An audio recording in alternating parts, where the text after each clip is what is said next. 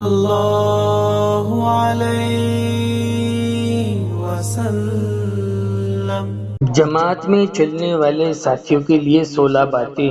السلام علیکم دوستو، جتنی اہم ذمہ داری جماعت کے امیر کی قرآن اور حدیث کی روشنی میں بتلائی گئی ہے، اتنی ہی اہم ذمہ داری جماعت کے ساتھ چلنے والے ساتھی یعنی مامورین کی بھی ہے۔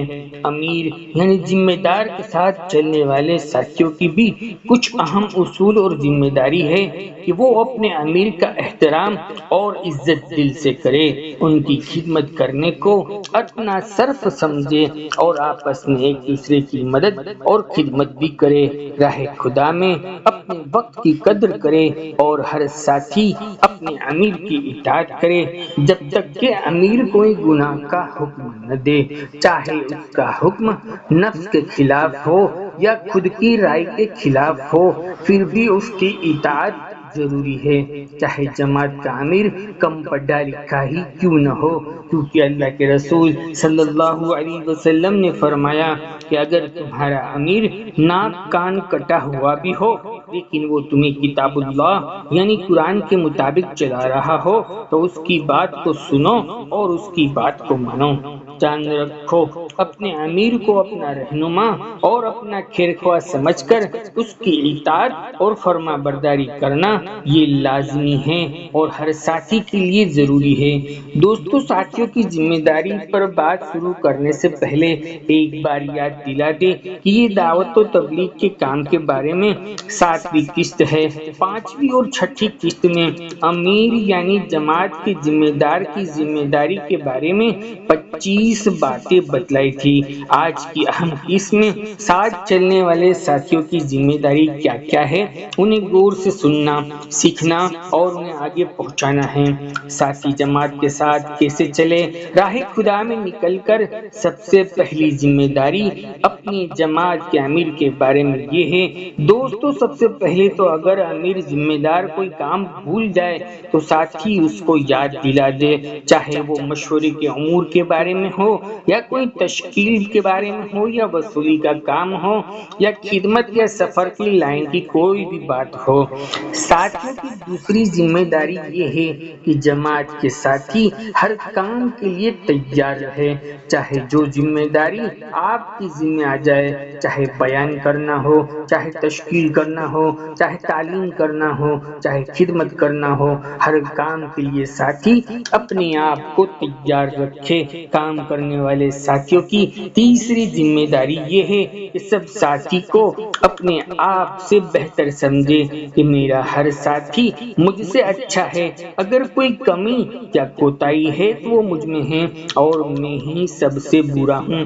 اگر ساتھیوں کو اپنے سے اچھا سمجھیں گے تو ساتھیوں کی برائی دیکھنے سے بچ جائیں گے اور اپنے آپ کو چھوٹا سمجھیں گے تو اللہ کی نگاہ میں اٹھ جائیں گے۔ یہ دعوت والا کام تو خوبیوں کی لین دین ہے اور سب چوتھی بات کا یہ خیال رکھے کہ سب ساتھیوں کی خوبیوں کو دیکھے اور ان کی خوبیاں دیکھ کر اچھائی والی صفت اپنی زندگی میں لائے، چاہے وہ خوبی ایمان کے بارے میں ہو یا معاملات اور معاشرت کے بارے میں ہو۔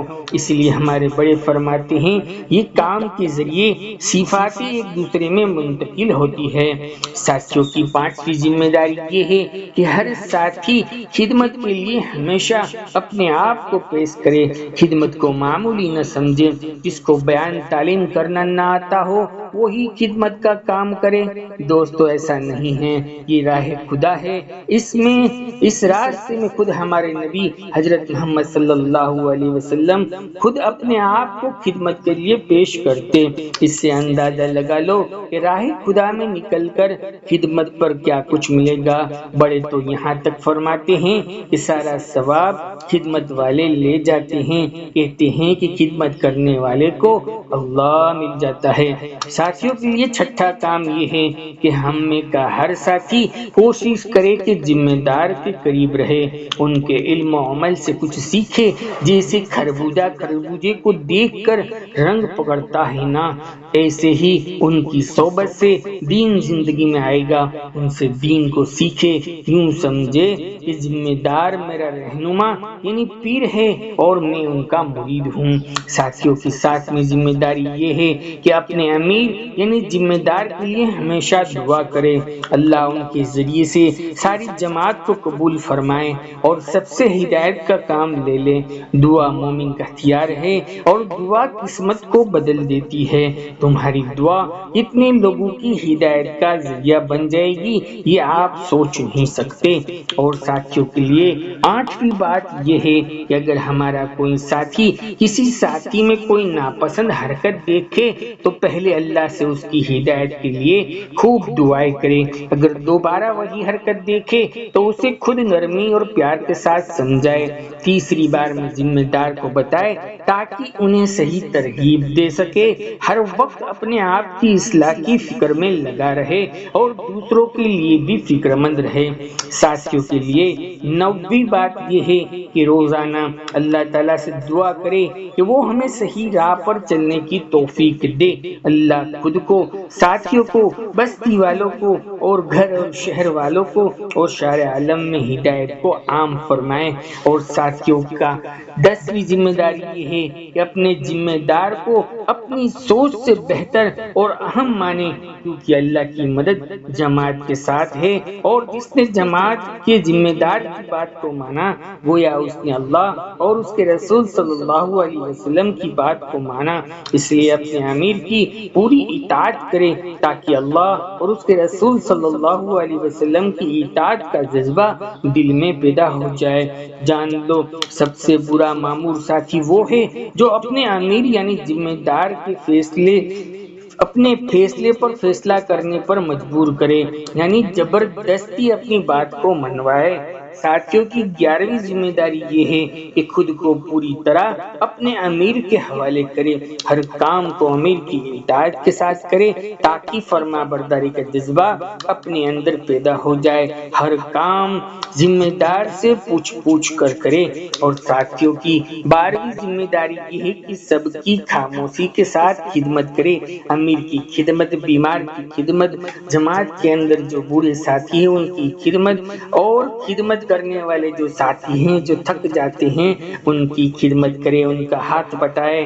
اور ساتھیوں کی 13ویں ذمہ داری یہ ہے کہ جس کام کی اجازت لی ہے وہی کام کرے، جس کام کی اجازت امیر نے نہیں دی ہے ان کو نہ کرے، ان سے کافی پریشانیاں درپیش آتی ہے۔ اور ساتھیوں کی 14ویں ذمہ داری یہ ہے کہ ساتھی اپنے ذمہ دار کی نیت اور منشا کو سمجھے کہ وہ ہم سے کیا چاہتے ہیں، کس طرح کام لینا چاہتے ہیں، ساتھیوں سے کس طرح کام لینا چاہتے ہیں۔ دوستو ساتھیوں کی 15ویں ذمہ داری یہ ہے کہ ذمہ دار کی ہر جائز بات کو مانا جائے، ان کا خوشی سے حکم مانے، اور اگر ذمہ دار نہ سمجھ ہو تو بھی اسے اپنے سے اعلیٰ اور بہتر سمجھے، ذمہ دار سے محبت رکھے، اور سب سے آخر میں 16ویں بات اپنے عیبوں کو پہچانے، انہیں دور کرنے کی کوشش کرے کہ جتنی بری عادتیں، جتنی بری سوچ ہمارے اندر موجود ہو ان وقتوں کی قربانی سے نکل جائے اور ہمارے اندر بہترین اعلیٰ اخلاق اور صفات منتقل ہو جائے۔ اللہ تعالیٰ ہمیں اخلاص کے کام میں جڑنے اور کرنے کی توفیق عطا فرمائے۔ یہ مختصر طور پر ساری باتیں بتائی ہے، آپس کی رنجشوں کو دور فرمائے، آپس میں محبت نصیب فرمائے۔ دوستوں کو یہ بات چھوٹی ہو تو کامنٹ باکس میں کامنٹ ضرور لکھ دیا کریں۔ ویڈیو سے کچھ فائدہ ہوا ہو تو ایک لائک کریں۔ ایسی ہی دعوت کے کام کی اہم قسط جاننی ہو تو چینل کو سبسکرائب کر لیں۔ جزاک اللہ خیر۔